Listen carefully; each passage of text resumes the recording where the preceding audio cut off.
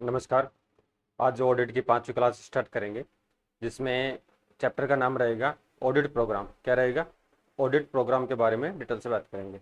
जो भी साथी चैनल पर नए हैं तो चैनल को सब्सक्राइब करें, वीडियो को लाइक करें, शेयर उससे करें। ठीक है, तो स्टार्ट करते हैं आज का यूनिट। इसमें फर्स्टली देखेंगे कि जो ऑडिट प्रोग्राम है वो क्या होता है।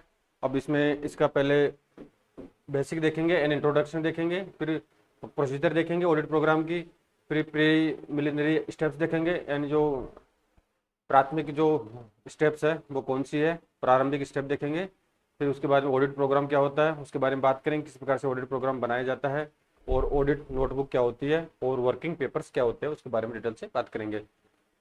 यानी हिंदी वर्जन के बारे में बात करें, परिचय है, प्रक्रिया है, आरंभिक चरण है, लेखा परीक्षा कार्यक्रम है, लेखा परीक्षा नोट पुस्तिका है और कार्यपत्र है। ठीक है, तो जैसा कि ये क्लासे आपकी जेविनल जूनियर अकाउंटेंट परीक्षा के रिगार्डिंग फ्री ऑफ कॉस्ट चलाई जा रही है, और इसके अलावा जो अन्य एग्जाम्स आपकी राजस्थान में होती है कॉमर्स के रिगार्डिंग, चाहे वो आपका आरपीएससी का फर्स्ट ग्रेड लेक्चरर हो, इसके अलावा राजस्थान कर्मचारी चयन बोर्ड की जूनियर अकाउंटेंट भर्ती परीक्षा हो, बिजली बोर्ड के लिए तो चलाई जा रहा है, और इसके अलावा आपका रिको का, आरसीडीएफ का, और जो भी जूनियर अकाउंटेंट के रिगार्डिंग कॉमर्स के रिगार्डिंग जो भी एग्जाम्स होती है, चाहे राजस्थान में हो चाहे सेंट्रल गवर्नमेंट में हो, तो ऑडिट का जो पार्ट होता है वो आपका इन वीडियो के माध्यम से क्लियर हो जाएगा। ठीक है, किसी भी एग्जाम के रिगार्डिंग आप ऑडिट को पढ़ सकते हैं। तो पहले इंट्रोडक्शन देखते हैं इसका। And after having decided as to whether continuous audit or final audit is to be undertaken, the auditor should prepare himself for the work. How to proceed with the work will depend upon the circumstances of each particular case. The method of work varies with the training, experience and knowledge of the auditor. यानी यह तय करने के बाद कि सतत लेखा परीक्षा की जानी है या अंतिम लेखा परीक्षा की जानी है, या ऑडिटर को तय करना होता है, यानी जो भी उसकी कंपनी है, संस्था है, उसके माध्यम से तय किया जाता है। ऐसा तय करने के बाद में यानी सतत कंटिन्यूस ऑडिट की जानी है या अंतिम लेखा परीक्षा की जानी है, ये तय करने के बाद में लेखा परीक्षा को कार्य करने के लिए स्वयं को तैयार करना होता है। कार्य को आगे बढ़ाने का तरीका प्रत्येक मामले की परिस्थितियों पर निर्भर करेगा। कार्य पद्धति लेखा परीक्षक के प्रशिक्षण, अनुभव और ज्ञान के अनुसार भिन्न होते हैं। यानी जो कार्य की पद्धति होगी, यानी उसकी एफिशिएंसी होगी, वो उसकी ट्रेनिंग पर, उसकी नॉलेज पर और उसकी कैपेसिटी के ऊपर प्रत्येक व्यक्ति की अलग अलग होती है। अब इसका प्रोसीजर देखते हैं, यानी जो प्रक्रिया है क्या होती है, किस प्रकार से ऑडिट का प्रोग्राम बनाया जाता है और किस प्रकार से ऑडिट की जाती है। जैसा कि आपका ये नोट्स है बाइलिंगुअल है, और एमसीक्यूज भी आपको बाइलिंगुअल मिलेंगे जैसे चैप्टर कंप्लीट होगा। तो हम पहले ही देख चुके हैं कि लेखा परीक्षा प्रक्रिया को प्रत्येक मामले में भिन्न भिन्न होती है। कुछ सामान्य बिंदु नीचे दिए गए हैं, अब कौन कौन से कार्य उसको करने होंगे। तो सबसे पहले बात होगी जोड़ प्रविष्टि, यानी जो जोड़ होता है खातों का, जोड़ प्रविष्टि, खाता बही, शेष, आगे ले जाने वाली राशि आदि के लिए अलग अलग रंगों के विशिष्ट चिन्हों का प्रयोग किया जाना चाहिए। यानी प्रोग्राम जो प्रक्रिया होती है उसमें जो भी जोड़ होगा, एंट्री होगी, खाता बही के जो भी बैलेंसेज है, आगे ले जाने वाले यानी बैलेंस फॉरवर्डिंग के जितने बैलेंसेज होते हैं, उनका अलग अलग रंगों से विशिष्ट चिन्हों का ऑडिटर को प्रयोग करना चाहिए जब भी वो ऑडिट करेगा। इन चिन्हों का महत्व ग्राहक के कलरकों को नहीं बताया जाना चाहिए। जो भी इंपॉर्टेंसी है, जो भी उसने चिन्ह बना रखे हैं, वो अपनी सुविधा के अकॉर्डिंग और अपने कार्य के अकॉर्डिंग बता सकता है, उसको गोपनीय रखना चाहिए। जो भी संस्था के कलर का है या कर्मचारी, उनको बताना नहीं चाहिए। एक ही प्रकार के लेन देन या सभी दौरों के लिए एक ही प्रकार के चिन्ह का प्रयोग नहीं किया जाना चाहिए, यानी उसको समय समय पर चेंज करते रहना चाहिए जहां तक संभव हो, पॉसिबल हो। एक बही की जांच का कार्य एक ही बैठक में पूरा किया जाना चाहिए, अन्यथा लेखा परीक्षा कलर के कार्यालय छोड़ने के बाद क्लर्कों द्वारा कुछ धोखाधड़ी परिवर्तन किए जा सकते हैं। जैसे आप सेल्स बुक चेक कर रहे हैं, तो जिस दिन आप सेल्स बुक चेक कर रहे हैं या परचेज रिटर्न चेक करें, जो भी आपकी सहायक बही है, उस बही को एक ही दिन में कंप्लीट कर देना चाहिए, क्योंकि हो सकता है कि जो संस्था के कर्मचारी है, क्लर्क है, उसमें गड़बड़ी कर दे, काट छाट कर दे योगों में। ठीक है, तो इस प्रकार से ऑडिटर को विशेष रूप से ध्यान रखना होता है। प्रत्येक दौरे में लेखा परीक्षा क्लर्क को यह सुनिश्चित करना चाहिए कि पिछले दौरों में जांचे गए कार्य में कोई परिवर्तन न हुआ हो। यदि ऐसा हो तो उसे स्पष्टीकरण प्राप्त करना चाहिए और पूरे कार्य की पुनः जांच करनी चाहिए। नेक्स्ट है, यदि समायोजन आवश्यक पाया जाता है, अगर किसी प्रकार से कोई एडजस्टमेंट करना हो तो उसे जनरल प्रविष्टि करके किया जाना चाहिए। किसी भी राशि में परिवर्तन की अनुमति नहीं दी जानी चाहिए। अगर किसी प्रकार का कोई एडजस्टमेंट करना हो तो उसकी जनरल एंट्री की जानी चाहिए। किसी प्रकार से खातों में काटछाट नहीं करनी चाहिए, और किसी प्रकार का अगर कोई चेंजिंग करना हो तो उसकी अनुमति ऑडिटर द्वारा संस्था के क्लर्क को नहीं दी जानी चाहिए। जिन अंकों को पहले ही मिटा दिया गया है, उनके लिए विशेष चिन्हों का प्रयोग किया जाना चाहिए। जो भी अंक है उनको अगर डिलीटेड कर दिया गया है तो उसके अपनी सुविधा के अकॉर्डिंग ऑडिटर को विशेष चिन्हों का या आकृति का प्रयोग करना चाहिए और उन चीजों को उसे गोपनीय रखना चाहिए। नेक्स्ट प्रोसीजर है इसमें, यानी लेखा परीक्षक यानी ऑडिटर को मिटाई गई राशि के ठीक पास अपनी स्याही से सही राशि लिखनी चाहिए और मिटाई गई राशि के चारों ओर रंगीन पेंसिल से गोला भी बनाना चाहिए। यानी जो भी राशि मिटाई गई है तो अपनी सुविधा के अकॉर्डिंग आप जो भी राशि मिटाई गई है उसके ठीक पास में अपनी स्याही से सही राशि लिखनी चाहिए, जो भी एक्चुअल राशि है, और मिटाई गई राशि के चारों ओर रंगीन पेंसिल से गोला बनाना चाहिए। किसी प्रकार से जो क्लर्क है उसमें काटछाट ना कर सके। कभी कभी ग्राहक कुल राशि पेंसिल से लिखते हैं, ऐसे मामलों में लेखा परीक्षक को तब तक अपना काम शुरू नहीं करना चाहिए जब तक कि ये राशि स्याही से लिख दी जाए।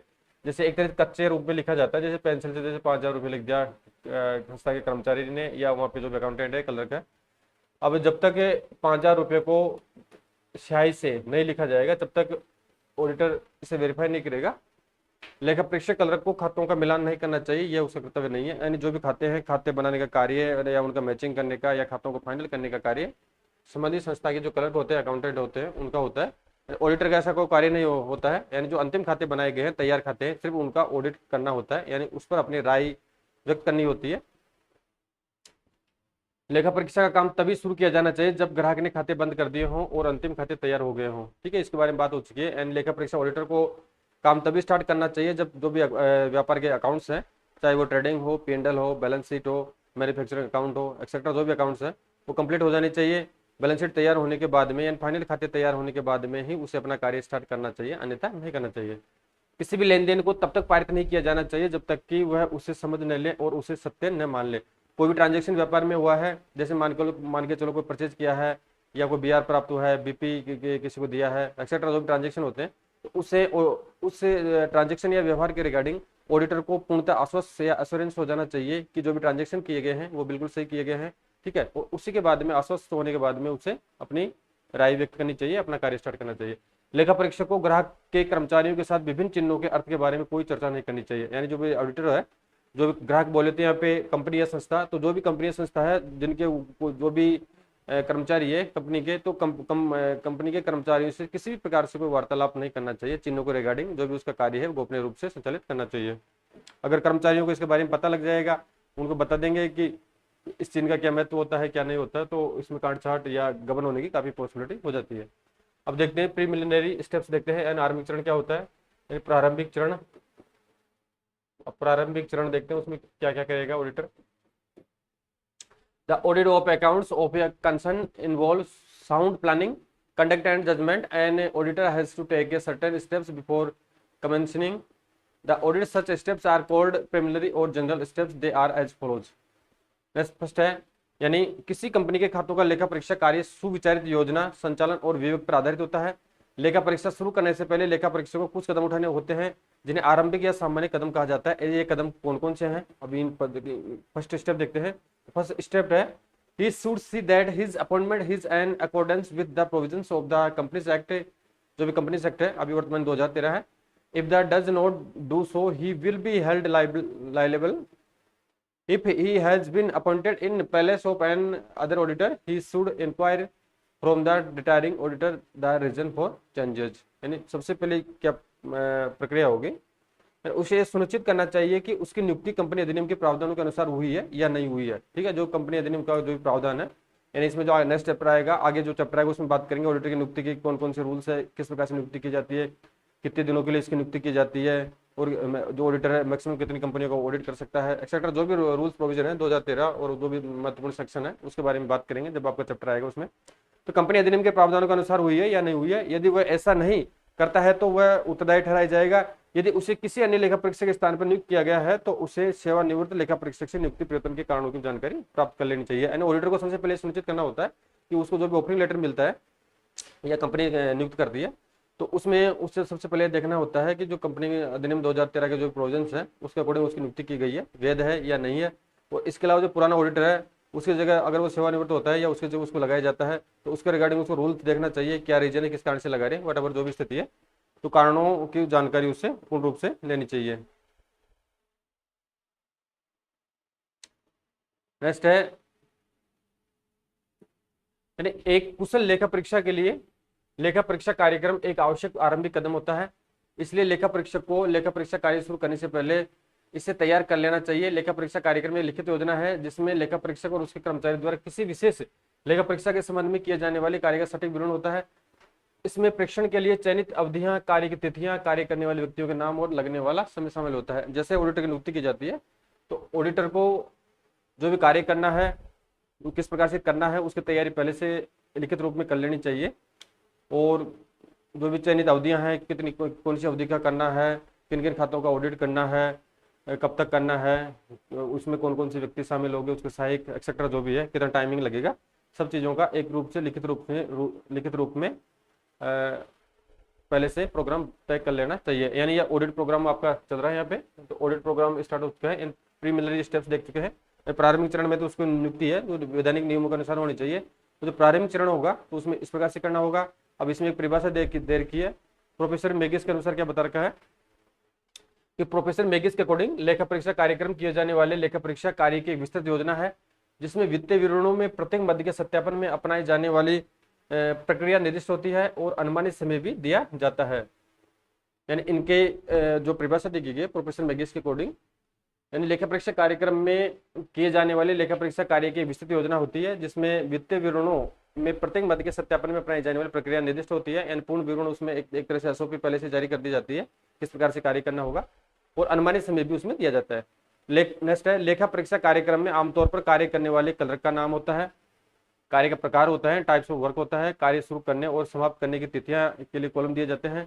प्रत्येक लेखा परीक्षा सहायक अपने द्वारा किए गए कार्य के लिए हस्ताक्षर करता है ताकि उसमें उसके द्वारा किए गए कार्य की जिम्मेदारी उसी पर हो। लेखा परीक्षा कार्यक्रम का नमूना नीचे दिया गया है, वो देखेंगे। यानी लेखा परीक्षा कार्यक्रम है उसका कहने का तात्पर्य यह है कि इनका जो कंपनी है उससे पहले से एग्रीमेंट हो जाता है कि कौन ऑडिटर होगा, जो भी ऑडिटर की नियुक्ति की जाती है उसके सहयोगी कौन कौन से कर्मचारी होंगे, ठीक है, और किस तिथि से ऑडिट होगी और किस तिथि को समाप्त होगी और साथ में किस अवधि का ऑडिट किया जाएगा और उसके जो पारिश्रमिक है एक्सेट्रा जो भी लाइबिलिटीज है उसके राइट्स है वो पहले से तय कर ले जाते हैं।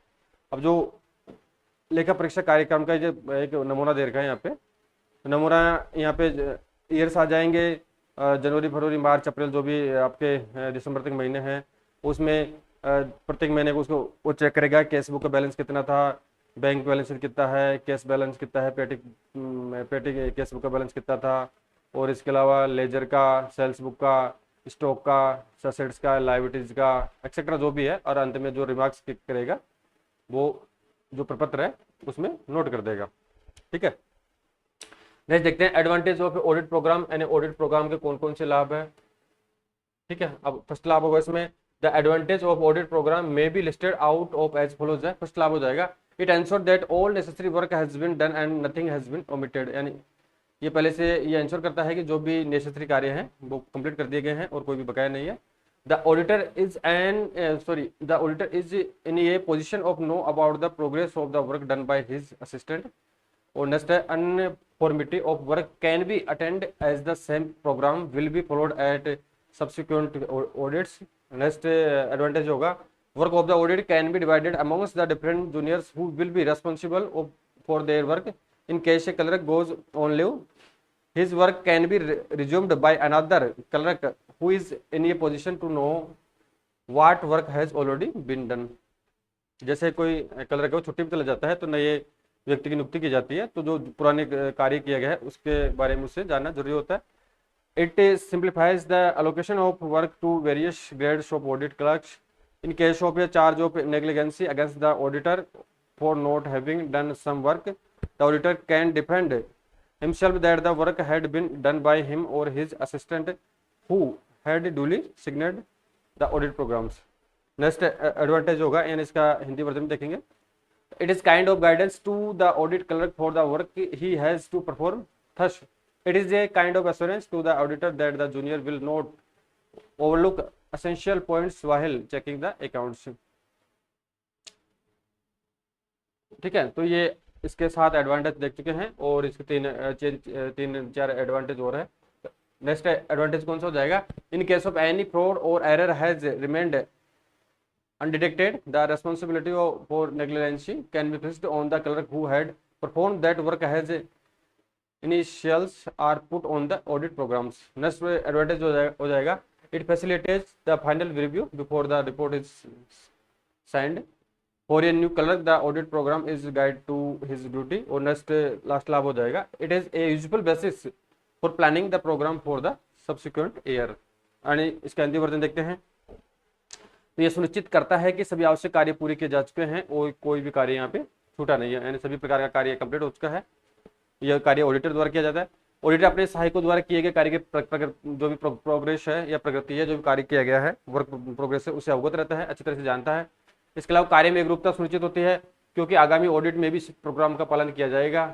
नेक्स्ट है, यानी तीसरे नंबर का फायदा हो गया। चौथा है, ऑडिट का कार्य विभिन्न कनिष्ठ यानी जूनियर कर्मचारियों के बीच विभाजित किया जा सकता है जो अपने अपने कार्य के लिए उत्तरदायी होंगे।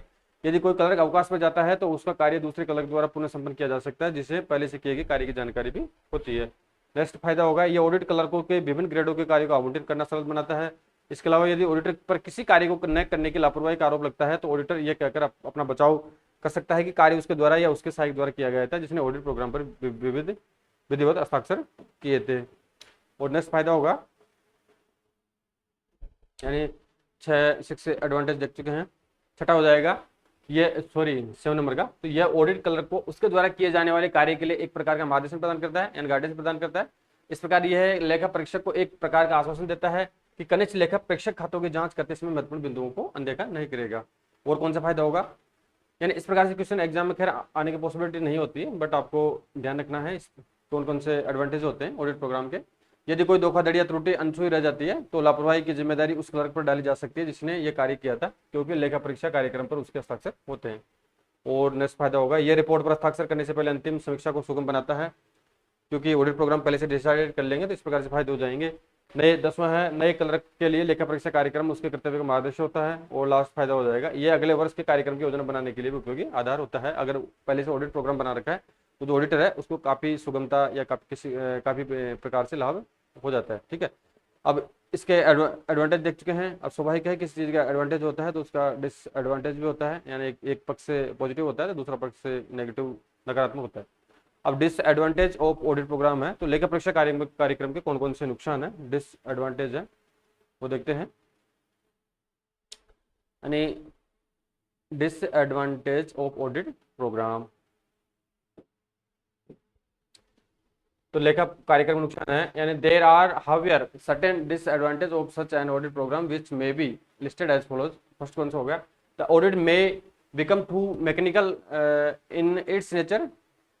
Audit program discourage initiative and interest of the assistant, यानी असिस्टेंट के इंटरेस्ट पर निर्भर करता है। इसके अलावा the audit program even if it is well chart out may not cover everything that might come up during the course of audit। तीसरा नुकसान होगा, new matters of importance arising between one period and another may be overlooked if the programme is not kept up to date. तीसरा नुकसान हो गया। चौथा नुकसान होगा last, work may be hurried in order to complete a required schedule.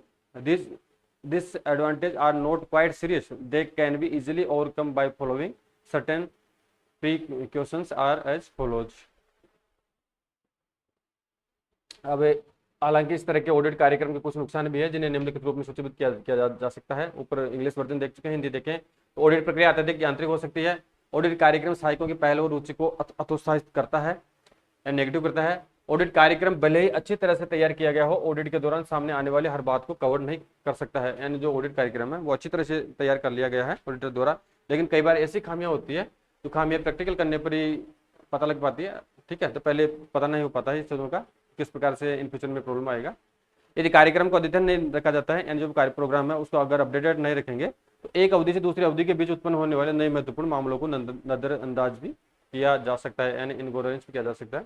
अगर जो audit programme है उसको रूल्स और रेगुलेशन के अकॉर्डिंग या जो भी नए अमेंडमेंट होते हैं उसके अकॉर्डिंग उसको अपडेट नहीं रखेंगे तो पुराने अपडेट के अनुसार कार्य करेंगे तो उससे काफ़ी पॉइंट्स है वो नज़रअंदाज किए जा सकते हैं।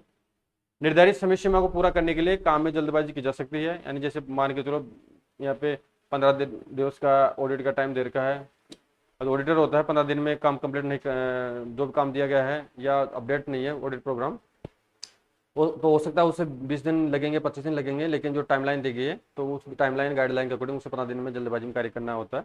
जो एक तरह से नेगेटिव होता है। ये नुकसान बहुत गंभीर नहीं है, कुछ सावधानियों का पालन करके इन्हें आसानी से दूर किया जा सकता है। अभी जो नुकसान है जो कोई खास गंभीर नहीं है। तो अब कौन कौन सी कार्य उससे करना होगा ताकि जो डिसएडवांटेज है उनको दूर किया जा सके। अब देखते हैं डिसएडवांटेज के नुकसान है उनको दूर करने के कौन कौन से उपाय है। तो सबसे पहले क्या करेगा, ऑडिटर को कार्यक्रम तैयार करते समय कनिष्ठों यानी जो भी जूनियर्स है से परामर्श लेना चाहिए, उनके सुझावों का स्वागत किया जाना चाहिए ताकि वे पहल करने की क्षमता न खोएं। उन्हें ऑडिट कार्यक्रम से बाहर भी अचानक निरीक्षण करने और योजना में सुधार और अतिरिक्त सुझाव देने के लिए प्रोत्साहित किया जाना चाहिए, यानी जो भी सुझाव है वो इंक्लूड किए जाने चाहिए, उनको प्रोत्साहित किया जाना चाहिए जहां तक संभव हो, जहां तक पॉसिबल हो। प्राप्त अनुभव और हो रहे जो भी चेंजिंग है पर आधार पर ऑडिट कार्यक्रम को अद्यतन किया जाना चाहिए। जो भी सुझाव प्राप्त हो रहे हैं और जो भी अमेंडमेंट हो रहा है तो उनको शामिल करते हुए ऑडिट प्रोग्राम को अपडेट करना चाहिए। दूसरे शब्दों में कहें तो ये सुनिश्चित करने के लिए कि विशेष सावधानी बरतनी चाहिए कि कार्यक्रम अप्रचलित न हो जाए, यानी जो भी है वो आउटडेटेड नहीं हो जाए या अप्रचलित न हो जाए। इसलिए कार्यक्रम तैयार करने से बचने के बजाय कमियों को दूर करने पर प्रयास या फोकस करना चाहिए। ठीक है, तो इस प्रकार से इसका जो डिसएडवांटेज है, उनकी जो कमियां हैं उनको दूर करने के लिए ऑडिटर को इस प्रकार से कार्य करना चाहिए। अब नेक्स्ट देखते हैं ऑडिट नोटबुक क्या होती है, इसके बारे में बात करेंगे। ऑडिट नोटबुक के बारे में यहाँ पे बात करेंगे। अब देखते हैं फ्रेंड्स, यानी ये बहुत ही महत्वपूर्ण है। यानी जो ऑडिटर द्वारा जो कार्य किया जाता है, जिस पुस्तिका के माध्यम से कार्य किया जाता है, जो भी ट्रांजेक्शन होते हैं व्यापार में, जो भी एसेट्स है, लाइबिलिटीज है, यानी एक्स वाई जो भी ट्रांजेक्शन है, जो भी मध्य हैं, उनका एक तरीके से एक बुक होती है ऑडिट नोटबुक। तो उसमें उसको लिखा जाता है, तो उसी डाटा के आधार पर जो रिपोर्ट तैयार की जाती है वो ऑडिट नोटबुक के माध्यम से की जाती है। अब देखते हैं ऑडिट नोटबुक क्या है। ऑडिट नोटबुक यानी अंकेक्षण पुस्तिका। क्या है? अंकेक्षण पुस्तिका। तो an audit notebook is a book which is maintained by the audit clerk, यानी जो ऑडिट नोटबुक है वो ऑडिट क्लर्क के द्वारा तैयार की जाती है। During the course of audit, यानी जो ऑडिट का कार्यक्रम होता है उस दौरान the clerk comes across several difficulties और new points which has to discuss with his senior or the auditor. He notes down these in a book which is called audit notebook or audit memorable, and audit memorandum. Every auditor maintains an audit notebook for purpose of making notes of all important matters affecting the audit. यानी जो प्रत्येक auditor होता है वो जो महत्वपूर्ण points होते हैं उसके लिए ऑडिट नोटबुक तैयार करता है या रखता है। The audit notebook is of great use of the auditor. It helps the auditor to great extent to in future, especially in subsequent audits of the same concern. If the auditor is charged with negligence in his work, he may proceed audit notebook as evidence and show the exact work done by him and defend himself from being put in difficult situation. Thus, the audit notebook is a documentary evidence in favor of the auditor. यानी ये बहुत महत्वपूर्ण पुस्तिका होती है। Audit notebook एक ऐसी पुस्तिका होती है जिसे ऑडिट क्लर्क द्वारा रखा जाता है। किसके द्वारा रखा जाता है? ऑडिट क्लर्क द्वारा इसको रखा जाता है। और ऑडिट के दौरान, किसके दौरान? ऑडिट के दौरान क्लर्क को कई कठिनाइयों का सामना करना पड़ता है। अब किन किन बंदों को सामना करना पड़ता है वो देखते हैं, जिन पर उसे अपने वरिष्ठ या ऑडिटर से चर्चा करनी होती है। वह इन्हें एक पुस्तिका में नोट करता है जिसे ऑडिट नोटबुक या ऑडिट मेमोरेंडा या मेमोरेंडम कहा जाता है। प्रत्येक ऑडिटर ऑडिट से संबंधित सभी महत्वपूर्ण मामलों को नोट करने के उद्देश्य से एक ऑडिट नोटबुक रखता है। यानी जो प्रत्येक ऑडिटर होता है जो ऑडिट से संबंधित या व्यापार से संबंधित, ट्रांजैक्शनों से संबंधित जो भी महत्वपूर्ण पॉइंट्स होते हैं या मामले होते हैं, मैटर्स होते हैं, उसको नोट करने के उद्देश्य से एक ऑडिट नोटबुक रखता है। ऑडिट नोटबुक ऑडिटर के लिए बहुत उपयोगी होती है। यह ऑडिटर को किस लिए उपयोगी होती है? ये ऑडिटर को भविष्य में विशेष रूप से उसी संस्था के बाद के ऑडिटों में बहुत मदद करती है। इन फ्यूचर में अगर उसी संस्था की पुनः ऑडिट होती है तो पुराना ऑडिट नोटबुक है उसकी सहायता से जो आगामी ऑडिट की जाएगी उसमें काफी उसको फायदा मिल जाता है। यदि ऑडिटर पर अपने काम में लापरवाही का आरोप लगता है, अगर मान के चलो इन फ्यूचर में या करंट में ऑडिटर पर किसी प्रकार से जो रिपोर्ट दी गई है वो गलत पेश कर दी गई हो, उस प्रकार से अगर उस पर आरोप लगता है तो वह ऑडिट नोटबुक को साक्ष्य के रूप में प्रस्तुत कर अपने द्वारा किए गए सटीक कार्य को दिखा सकता है। अगर उसके ऊपर आरोप लगता है कि आपने कार्य सही नहीं किया है या आपने जो अंकेक्षण किया है वो गलत किया है, तो ऑडिट नोटबुक के माध्यम से जो भी व्यक्ति उसके ऊपर आरोप लगाता है तो उस व्यक्ति को एक तरह के साक्ष्य के रूप में जो ऑडिट नोटबुक में जो भी ट्रांजैक्शन नोटेड किए गए उनको दिखा सकता है और खुद को मुश्किल स्थिति से बता सकता है। इस प्रकार ऑडिट नोटबुक ऑडिटर के पक्ष में एक दस्तावेजी साक्ष्य होता है। और इसके अलावा और बात करें तो द ऑडिट नोट क्या बता रखा है,